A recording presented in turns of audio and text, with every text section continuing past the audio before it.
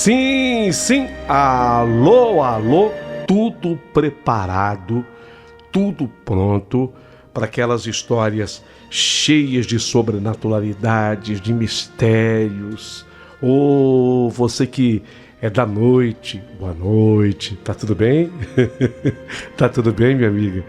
Você gosta de história assim, sobrenatural, misteriosa? Então você vai gostar muito dessa história que eu vou te contar, tá certo? Você é da noite? Então boa noite para você, boa madrugada. Sim, mas tem gente que está ouvindo isso aqui de dia, durante o dia no trabalho. Bom dia para você que é do dia, boa tarde para você que é da tarde, mas que também gosta de uma história mística, misteriosa. Antes de eu começar, quero muito agradecer a você que tem entrado no nosso canal, se inscrito, curtido, dando o seu joinha, muito obrigado. E quero pedir a você que seja membro sim do nosso canal. Se eu não pedir, quem é que vai pedir por mim? Diga-me. Quem é? Você acha que vai entrar uma propaganda na Globo dizendo assim, ó, seja você membro do canal do Paulinho Boa Pessoa? Eu gostaria, mas eu é que tenho que pedir. Então eu estou humildemente pedindo que você entre e se torne membro do nosso canal. Isso é tão importante para nós, tão importante. Queria fazer crescer. Nós estamos ali na faixa dos 80, sabe? Chegamos ali na faixa dos 80. Eu queria atingir pelo menos 100 membros aqui no canal. Você me ajuda? Ô Paulinho, eu quero te ajudar. Como é que eu faço para ser membro? Abaixo do vídeo, todas as instruções do YouTube para que você possa ser membro aqui do canal. Paga um preço simbólico, R$ 6,99 por mês. Só isso. Embora eu reconheça que tem gente que não pode. Se não puder, não tem o menor problema. Mas se você puder, venha ser membro do nosso canal. Opte, você pode ser premium, pode ser VIP, pode até ser diamante. Olha só, eu tenho um amigo aqui que ele é diamante e há tanto tempo já. Por favor, então seja membro aqui do canal. Antes ainda de eu entrar na história, eu quero muito agradecer as pessoas que de repente mandam um pix aqui para o canal. Não se tornam membro porque acham mais fácil. Paulinho, eu acho mais fácil, sabe? Eu queria participar, apoiar o teu canal, mas eu encontrei uma outra forma, um outro jeito. Eu quero participar do seu canal me tornando membro do mesmo. Sem problema nenhum. Você pode também ser membro aqui do canal. Quer ver? Eu quero agradecer demais a essas pessoas que fizeram isso e quero até citar aqui o nome de algumas dessas pessoas, né? Muito obrigado mesmo a você que tem se tornado membro aqui do canal. Por exemplo, o Bernardo, obrigado ao Bernardo Gustavo, um abração para ele, com todo respeito, amor e carinho. O Bernardo, só tenho que agradecer, viu? Assim como também o Guilherme Souza Simão, que manda um abraço para a vovó, a Dona Maria de Lourdes, nosso ouvinte, a Raimundo dos Santos Souza, a Rosemary Salustiano da Silva, a Elizabeth Vaz de Lima, a Naldi Barbosa de Souza e a Malvina de Oliveira Santos. Muito obrigado a essas pessoas todas carinhosas. Paulinho, mas onde fica a tua chave Pix? Bem ao lado do título da história. É um telefone de São Paulo, 951336677, que também é o WhatsApp. Você pode mandar o teu beijo, mandar o teu alô, que Mariana separa todos os recados que chegam pelo Zap e a Mariana me passa esse recadinho teu com toda certeza e eu atenderei você com todo carinho. Perfeito?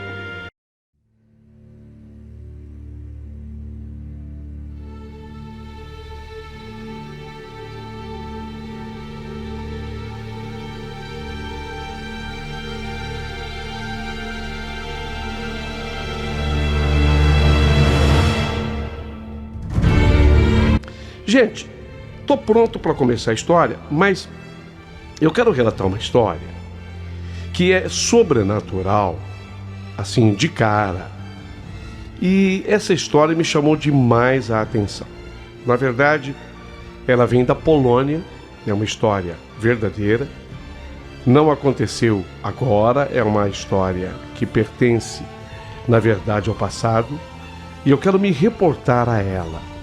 Afinal de contas, essa coisa da pessoa depois que morre voltar para esse mundo é coisa antiga. É coisa que os nossos antepassados, eles já acreditavam muito nisso.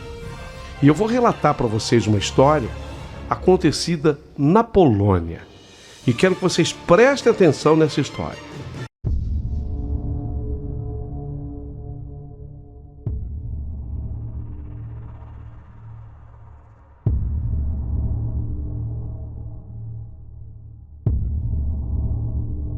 Sobre o que se fazia naquela época para evitar que o morto, especialmente quando o morto ele tinha assim uma vida ruim aqui na Terra, então as pessoas temiam. Presta atenção nisso. Então o sujeito teve uma vida aqui na Terra e ele não era assim uma pessoa das melhores. Era uma pessoa vingativa, era uma pessoa cruel, às vezes, nas suas atitudes, portanto, temida aqui na Terra. Então, as pessoas na antiga Polônia, naquele século, e já falarei dele, eles temiam que essa pessoa morresse e voltasse, porque eles imaginavam o seguinte: se a pessoa já foi tão cruel aqui, nesse mundo, quando ela regressar do mundo dos mortos, ela vai voltar um pouquinho pior. Então eles tomavam uma determinada atitude no caixão dessa pessoa. Então, na antiga Polônia, morreu uma pessoa cruel, ruim, uma pessoa vingativa. A família se reunia, os amigos se reuniam, e principalmente os inimigos, né? Olha, gente, precisamos tomar aquela providência. Precisamos fazer aquele ritual. E eu vou explicar para vocês o que eles faziam, que acaba sendo comprovado agora através dessa notícia. Então, prepara o seu coração para as coisas que eu vou contar, antes até dessa história de hoje começar. Atenção! Conta a história que acabou sendo publicada em O Globo. Vampira da Polônia, esqueleto, fora encontrado com foice no pescoço e cadeado no pé para impedir o retorno dessa pessoa depois de morta. Você precisa entender essa história. A área em que uma mulher foi encontrada na Polônia chegou a ser batizada como Campo dos Vampiros por lá. Esse lugar, esse cemitério, entre aspas, Campo dos Vampiros, abriga pelo menos 100 mortos enterrados de maneiras bastante chamativas e curiosas. Uma descoberta revelou mais detalhes sobre as práticas de sepultamento no século XVII na Polônia rural. Portanto, corria o famoso ano de 1800. Em um campo próximo à Vila Pien, arqueólogos encontraram o esqueleto de uma jovem de 18 anos. Ela estava com uma foice sobre o pescoço, o esqueleto, e um cadeado no dedo do pé esquerdo, no dedão do pé esquerdo. Medidas incomuns que revelam, segundo os cientistas, o medo de que aquela pessoa regressasse do mundo dos mortos. Batizada de Zósia pelos pesquisadores, esse esqueleto dessa jovem, ela é uma jovem rica e possivelmente portadora de alguma deformidade física, é o mais intrigante dos cerca de 100 esqueletos encontrados ali no Campo dos Vampiros, conhecido hoje como Campo dos Vampiros. As escavações, conduzidas pelo professor Dariusz Poliński e sua parceira Magda Zagrodok, trouxeram à tona uma série de mistérios. Pode-se supor que, por algum motivo, aqueles que enterraram a mulher estavam com medo de que ela voltasse ao mundo dos vivos, explicou Poliński. Para evitar que esse fenômeno acontecesse, Zósia, assim ela foi chamada, Zósia, ela foi imobilizada com uma foice. A foice ficou assim sobre o pescoço. Eles colocaram no caixão, sobre o pescoço dela.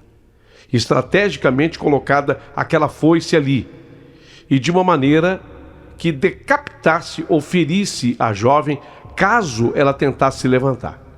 Então eles colocaram a foice exatamente com esse objetivo. Quer dizer, no que ela se levantar para sair do mundo dos mortos e voltar para o mundo dos vivos, ela terá o pescoço dela cortado, ela será decapitada, porque a foice era extremamente afiada. E ainda colocaram um cadeado no dedão do pé esquerdo, exatamente para que ela fosse impedida de regressar.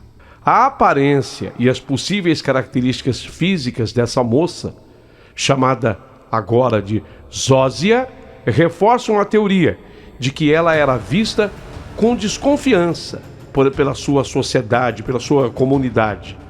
De acordo com a doutora Hatter Edgar, da Universidade do Novo México, a jovem apresentava uma anormalidade no osso externo, condição que, àquela época, poderia ter sido interpretada como uma marca de perigo ou um mau presságio. Pouco se sabe sobre as circunstâncias exatas da morte dessa moça, a Zósia, mas os arqueólogos, eles especulam que ela tenha ocorrido durante o período das guerras sueco-polonesas no século XVII, ali pelos famosos anos 1800. Então é impressionante. Já naquele momento, naquela época, se temia muito a volta daqueles que morreram para o mundo dos vivos. Então não era só pela conduta cruel, conforme eu dissera antes. Não era só porque a pessoa ela era de uma estirpe diferente, vingativa, não. Se ela tivesse alguma deformidade de ordem física, eles também temiam o retorno dessa pessoa. Eles consideravam essa deformidade uma marca e, portanto, eles deveriam se prevenir. Isso tudo aconteceu agora nessa descoberta feita por esses cientistas nesse lugar na Polônia, chamado Campo dos Vampiros, ou Cemitério dos Vampiros, onde pelo menos 100 cadáveres foram ali sepultados. Mas essa moça, a Zósia, chamou atenção por essas características. Fica aí para você pensar. E agora, vamos começar a história de hoje.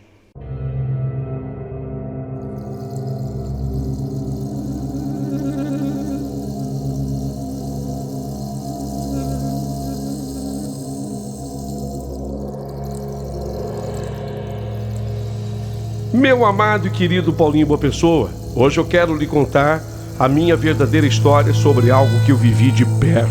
Eu estou falando de mim, Vitória Nereida Rios. E eu não estava sozinha naquela empreitada, não. Naquele dia, eu me fazia acompanhar pela minha querida e amada tia Nadir, e ela viveu tudo isso comigo, e meu tio Adalberto, ele estava junto. Mas com ele foi um pouco diferente devido às circunstâncias, e vocês entenderão de acordo com a minha narrativa. A história foi a seguinte: tinha morrido um tio de nome Hermenegildo, que esse tio, na verdade, ele vinha a ser irmão do meu tio Adalberto. Veja, o tio Adalberto, ele não era consanguíneo comigo. A consanguínea era a minha tia Nadir. Meu tio Adalberto era casado com ela e, por respeito, portanto, ele era meu tio. Então o tio Adalberto e a tia Nadir, eles moravam, junto comigo inclusive, numa cidade distante 6 horas de onde morrera esse irmão do tio Adalberto. Meus tios então me convidaram para eu ir junto ao enterro desse senhor. É que eu, particularmente, dirijo muito bem e eu ajudaria o meu tio nessa função. Até porque ele estava muito emocionado com essa perda, bastante abatido, e precisava de um ajudante. E lá fomos nós. Era uma perua Kombi, inclusive. Eu não vou citar a cidade, eu não vou citar exatamente a cidade para onde fomos, porque o que eu vou falar é bastante comprometedor. E eu não quero diminuir as pessoas dessa cidade, que são pessoas muito boas. Mas eu me lembro que nós chegamos nessa cidade por volta de umas 13 horas, 13 e um pouquinho, e nós fomos direto para o cemitério onde aconteceria o sepultamento do senhor Hermenegildo.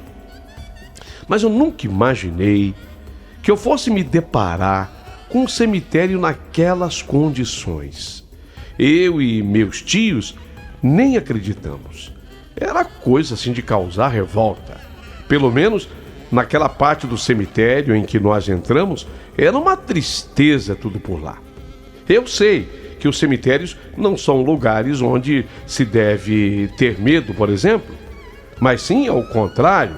Ali é um lugar onde a paz é o que normalmente habita esses lugares, porque o cemitério também é chamado Campo Santo. Mas naquela tarde, honestamente, nos aconteceu algo inesperado. Talvez também haja algo ruim nesses lugares, e eu não sei muito sobre esses temas, não. Mas, olha, num cemitério eu acho que tem de tudo. Sabe, apesar de ser chamado Campo Santo, eu prefiro acreditar que seja realmente um Campo Santo. Ali, de repente, tem alguma alma que não seja tão santa assim. De repente, entidades malignas, demônios, ou até fantasmas de pessoas que ainda não se encontraram. Porque algo extremamente ruim iria nos atacar naquele dia. E repito, por volta de 13 horas nós chegamos e entramos naquele cemitério. Eu lembro que fomos ao setor onde os túmulos eram mais simples. Eu não sei exatamente como eram antes esses túmulos, nem esse lugar, nem como ele está agora, por exemplo. Mas no momento em que nós entramos, e isso já tem algum tempo, remonta aí pelo menos 20 e tantos anos, estava tudo abandonado ali. É importante ressaltar o descuido dessa grande parte do cemitério. Não apenas os túmulos em si, mas em geral havia bastante sujeira e parecia muito abandonado. Pelo menos essa foi a sensação ao percorrer aquele lugar. Era um dia de semana? Eu não tenho bem certeza se foi uma terça-feira ou uma quarta-feira, mas eu me lembro assim que era meio de semana. Nós estávamos ali praticamente sozinhos caminhando lá dentro. O nosso objetivo era localizar o lugar onde seria sepultado o senhor Hermenegildo, o irmão desse tio Adalberto. Nosso plano era ficar esperando um pouco por lá, uma vez que nós chegamos atrasados. O enterro estava marcado para as 14 horas, e como ele morava na roça, na zona rural, fomos direto para o cemitério para não perder o horário do enterro. Mas nunca que nós poderíamos supor e nem imaginar que fosse um cemitério tão descuidado, mas tão descuidado daquele jeito. Para se ter uma ideia, eu andando pelo cemitério, de repente, eu tropecei numa coisa que num primeiro momento me deu a impressão de ser um toco, um resto de madeira, um galho. Eu tropecei feio, mas não se tratava de resto de madeira e nem galho. Aquilo era um osso. Eu no cemitério tropecei em um fêmur.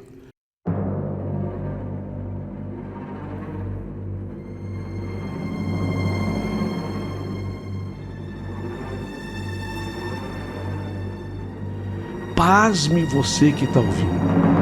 Sim, um fêmur, o osso de uma perna. Como eu estava de sandália baixa e aberta, abertinha era a minha sandália, eu feri o meu pé. E de raiva, sabe, quando eu vi sangrando a ponta do dedão do meu pé direito, eu de raiva nessa hora eu gritei: "Ô lugar dos infernos!"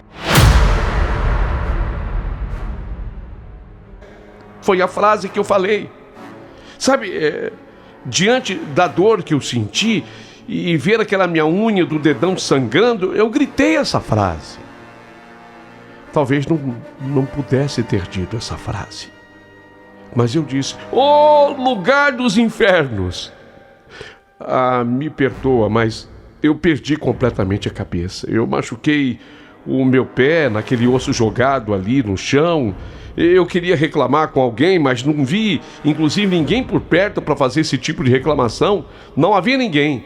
Apenas um ou outro funcionário, mas estes estavam muito longe de onde estávamos. Os meus tios... O meu tio, na verdade, o Adalberto, ele nem prestou atenção. Mas a minha tia. Mas se solidarizaram ali comigo na hora, vieram ver se eu havia me machucado mais gravemente. Mas se não era grave, como de fato não era, ao menos tirou sangue da ponta do meu dedo, do dedão do pé direito. Depois de termos parado um pouco ali, seguimos caminhando, ainda à procura do local do sepultamento do senhor Hermenegildo. E fomos olhando os nomes, as datas de alguns túmulos, apenas por não ter mais o que fazer.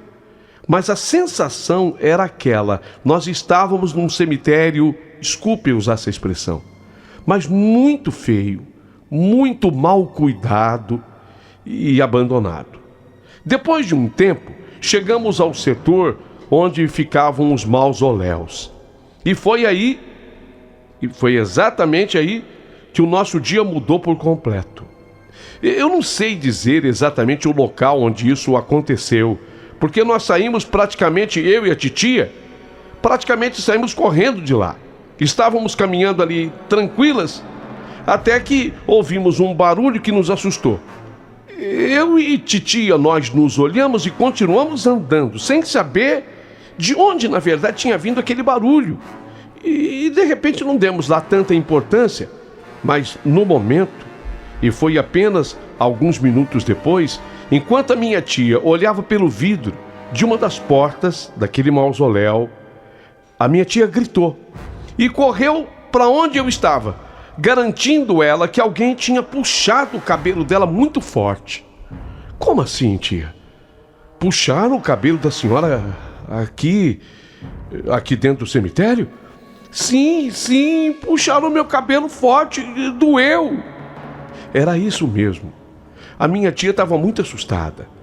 E eu, lógico, que já tinha tropeçado no osso, naquele fêmur, eu também fiquei muito nervosa. Nessa hora, eu acabei até rindo, mas foi por puro nervosismo e não por ter achado nada engraçado.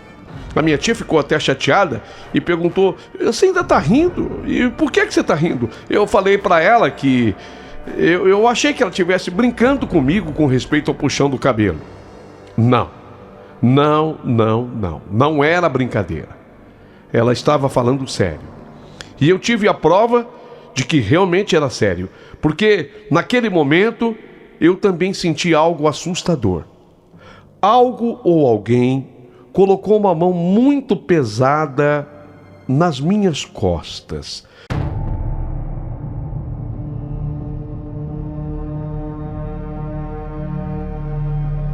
Pelo menos foi isso que eu senti.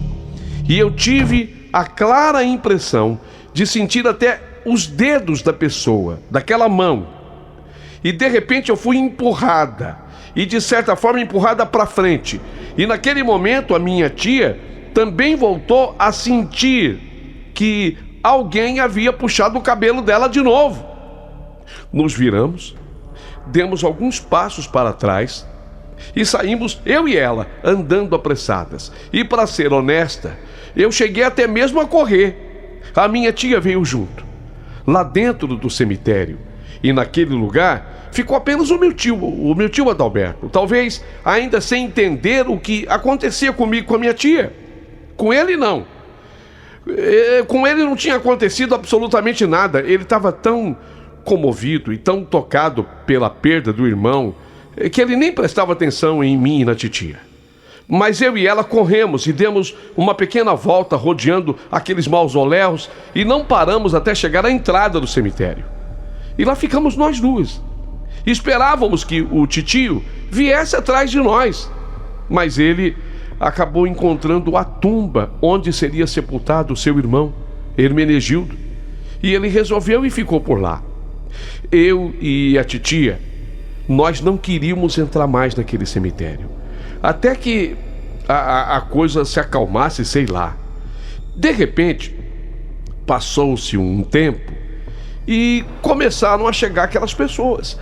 Aquelas pessoas que chegaram estavam acompanhando exatamente o caixão do senhor Hermenegildo. Eram várias pessoas, cerca de umas 30 ou mais. Então eu e a minha tia, agora sim, nos sentimos encorajadas e entramos novamente acompanhando o cortejo. Ainda bem que eles fizeram um caminho diferente, não passando pela área mais esquecida do cemitério. Lá, nos encontramos com o titio Adalberto e aí foi aquela choradeira, aquela comoção total. Abriram o caixão do senhor Hermenegildo para aquelas despedidas finais. Normalmente é um ritual que se faz em cemitério. Meu tio chorava muito a morte do seu irmão. Teve e foi muito abraçado e confortado pelos parentes, até que aconteceu o sepultamento. As pessoas começaram a se despedir e houve aquela natural dispersão. Mas isso já depois de um bom tempo, porque, repito, o meu tio não chegou a tempo do velório. Então, houve um tempinho maior para que ele pudesse ser sepultado ali. Teve um velório, particular, especialmente para o meu tio Adalberto. Bom, mas quando ele foi sepultado, as pessoas começaram a se despedir, houve aquela dispersão, mas o meu tio Adalberto, ainda muito sentido com a perda do irmão, ele foi ficando ali no lugar. E de repente, ficamos novamente dentro do cemitério. Apenas eu, a minha tia Nadir e meu tio Adalberto. Pronto. Nós estávamos assustadas com os episódios havidos e ficamos cismadas e começamos a chamar o meu tio para irmos embora dali. Eu, inclusive, falava: tio Adalberto, tio Adalberto, vamos, tio, todo mundo já saiu do cemitério. Vambora, tio. Eu falava assim e ele nem respondia. Ele apenas continuava a se lamentar e a chorar a perda do seu mano mais velho. Eu então cutucava a tia Nadir, que também com medo começou a cobrar do marido dela. Darberto, vamos, Darberto, já é tarde. Darberto, vambora. Você reza por ele depois. A minha tia estava tão assustada quanto eu também estava. Darberto, vambora. Quando não era eu, era minha tia quem chamava. Até que o meu tio, Adalberto, repetiu o que eu havia dito na hora em que eu chutei aquele osso, sabe? Ele nervoso com as minhas chamadas, as minhas cobranças e as cobranças da titia, ele esbravejou: mas que inferno é esse? Mas que inferno é esse aqui? Parem de me chamar. Vão embora vocês duas. Me deixem aqui. Eu quero ter mais tempo para poder chorar pelo meu irmão. Olha, bastou que meu tio falasse assim. E tudo se repetiu. Vocês perceberam que ele repetiu a frase dita por mim? Mas que inferno é esse aqui? Ele disse isso. E aí tudo se repetiu novamente. Puxões de cabelo na tia Nadir. Um novo empurrão nas minhas costas. Mas dessa vez o empurrão foi tão mais forte que eu cheguei a cair. Eu ralei os meus joelhos. E eu e a titia começamos a chorar. E como eu caí, eu fiquei de quatro no chão. Quando eu ergui a cabeça, eu vi aquele fêmur que eu havia chutado. Só que o fêmur que eu tinha chutado, quer dizer, eu tropecei no fêmur. O fêmur havia se colocado de pé e vinha andando na minha direção.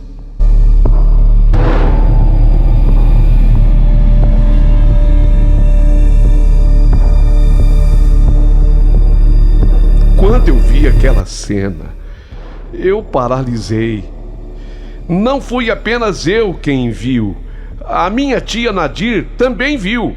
O fêmur, ele veio correndo e ele parou a 30 centímetros da minha cabeça. Pois eu não tive forças para me levantar. Eu continuei de 4 ali. Quando o fêmur parou diante de mim, eu ouvi o grito da minha tia, sabe? Um grito que ela deu. E foi ali que o fêmur, ele caiu. E eu queria cair também desmaiada. Eu queria perder os sentidos. Eu fiquei completamente sem forças para me colocar de pé. Senti quando a minha tia Nadir, ela veio ao meu socorro e me ajudou a me levantar. E eu automaticamente acabei seguindo para frente sem olhar para trás com ela, sabe? Ela me apoiando, ela me ajudando. Nós achamos, eu e ela, que o tio Adalberto tinha visto tudo aquilo. Não. Ele não tinha visto, porque ele continuou chorando a perda do irmão, lá na tumba do senhor Hermenegildo. O irmão mais velho dele. Era tudo que interessava para o tio Adalberto. E ele não tinha visto nada do que havia se passado comigo e nem com a titia. Fomos seguindo nós duas, eu e ela, até que novamente nós chegamos ao portão de entrada ou de saída do cemitério. E já na parte de fora, já na calçada do cemitério, nós nos sentimos mais seguras. Ali nós abraçamos uma a outra e choramos tudo o que tínhamos direito a chorar. Dali nós caminhamos até a perua Kombi do titio Adalberto, e ficamos aguardando por ele. Mas ele não saía de jeito nenhum. Mas como era o mês de junho, por volta de umas 5h15, 5h20 da tarde, começou a escurecer. E nós queríamos ir embora. E precisávamos chamar o tio Adalberto.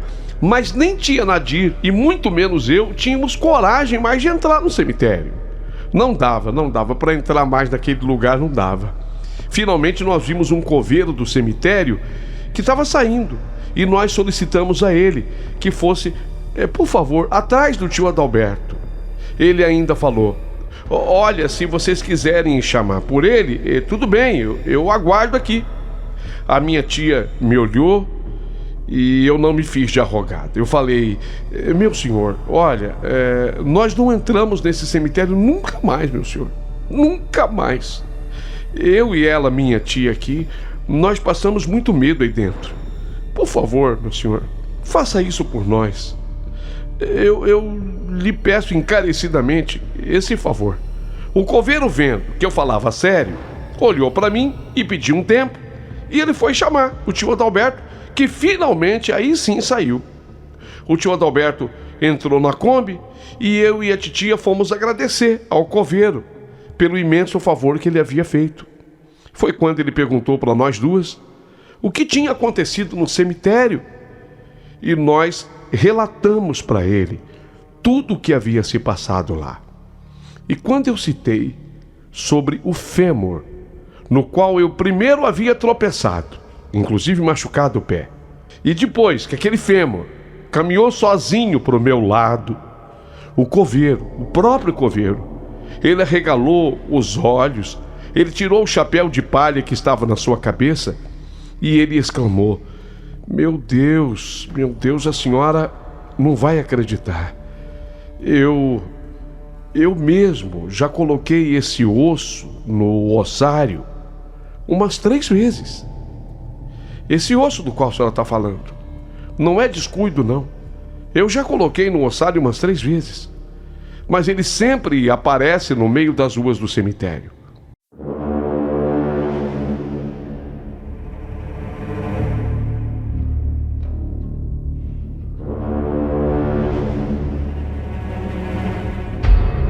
O duro é que eu não sei a quem esse osso pertenceu, mas deve ter sido alguma alma apenada, né?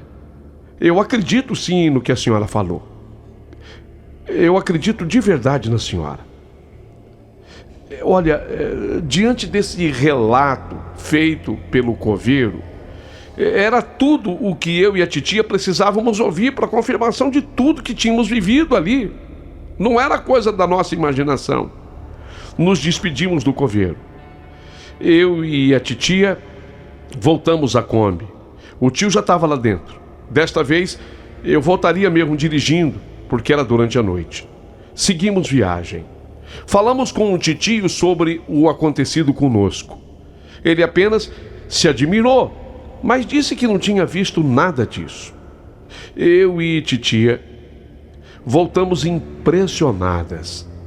E depois de estarmos já instaladas na nossa cidade, sem conseguirmos tirar aquilo da nossa mente e nem do nosso coração, um dia nós procuramos uma senhora que estudava esses fenômenos. Fomos eu e ela. Fomos atrás dessa senhora. E lá nós relatamos o acontecido conosco no cemitério. E nós ouvimos então dessa senhora estudiosa desses fenômenos a seguinte explicação: é que eu liberei dentro do cemitério as forças do mal. Tudo que estava ligado ao inferno foi liberado. E nós sabíamos agora porque isto tinha acontecido. Vocês se lembram quando eu tropecei no fêmur? Que eu falei, cemitério dos infernos. Eu disse isso. Eu falei isso gritando na hora da revolta, da raiva. Cemitério dos infernos. Quando eu disse isso, eu acabei liberando essas forças do mal. A minha tia, depois disso, espiou no mausoléu. E quando meu tio gritou de novo, inferno, né? Vocês não me deixam em paz, que inferno é esse? Tudo então se repetiu. O que eu tenho certeza absoluta é que no momento em que eu senti aquela mão nas minhas costas, eu senti muito frio e eu senti que algo ruim estava ali com a gente, que não nos queria ali dentro daquele cemitério. Olha, hoje, eu e a titia ainda conversamos muito a respeito desse assunto. Essa senhora estudiosa desses fenômenos, ela realmente nos garantiu que quando nós dissemos, principalmente eu, que eu gritei cemitério dos infernos, eu liberei ali tudo o que havia de ruim naquele espaço. E foi por isso que fomos tão perturbados. Tiramos disso sim uma lição. E talvez essa seja a grande missão dessa carta que hoje eu lhe escrevo, Paulinho. Para que as pessoas, principalmente agora que vem aproximando o dia de finados, e muita gente vai a Campo Santo, vai a cemitério, fazer uma visita, que por favor as pessoas tenham cuidado com aquilo que elas falam dentro do cemitério. Todo cuidado é pouco.